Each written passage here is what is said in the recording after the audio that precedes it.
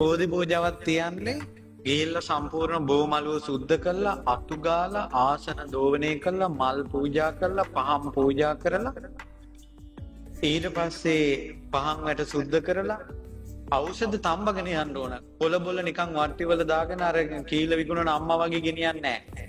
අසාය වඩි අට එකට තම්බන්න ඕන. තම්බල හොඳ ඖෂධ පාත්‍රයක් හදාගෙන ගිහින් භාග්‍යතුන් වහන්සේට පූජා කරලා ඉඳ ගන්න ඕන.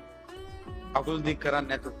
තුනුරුවන් සරණ ගිහිල්ලා රතන සූත්‍රයේ අඟුලිමාල පිරිත, බොජ්ජංග පිරිත, ගිරිමානන්ද පිරිත ධම්මචක්කේ සජ්ජායනා කරන්න ඕන. ඊට පස්සේ ඕනම දෙයකට බෝධි පූජාව තියන්නේ එහෙමයි. ඊට පස්සේ මෛත්‍රී භාවනාව විනාඩි 5-10ක් වඩලා අවසානයේදී සත්‍යයක් ක්‍රියා කරන්න ඕන. බෝධීන් වහන්සේ දඹදිව වජිරාසනේ කැන නැගී මගේ බුදු සමිඳුන්ට සෙවන සැලසූ බව සත්‍යයි. සම්බුදු වෙන මොහොතේ ඔබ වහන්සේට සෙවන සැලසූ බව සත්‍යයි. සක්මන් කරන මළුවට සෙවන සැලසූ බව සත්‍යයි. යමක මහා ප්‍රාතිහාර්ය පාන මොහොතේ පාවඩයක් වූ බව සත්‍යයි. බුදුරජාණන් වහන්සේගේ සතියක් නේත්‍ර කැල්මෙන් පිදුම් ලැබූ බව සත්‍යයි. දෙවියන් බඹුන් ඔබ වහන්සේට වැඳපු බව සත්‍යයි. රහතන් වහන්සේලා බෝධීන් වහන්සේට වැඳපු බව සත්‍යයි. දක්ෂිණ ශාඛා වහන්සේ ලංකාවට වඩම්මපු බව සත්‍යයි. අනුරාධපුර උඩමළුවේ වැඩ සිටින බව සත්‍යයි. අෂ්ටඵල බෝධීන් වහන්සේලා දෙතිස්ඵල බෝධීන් වහන්සේලා වැඩ සිටිය බව සත්‍යයි.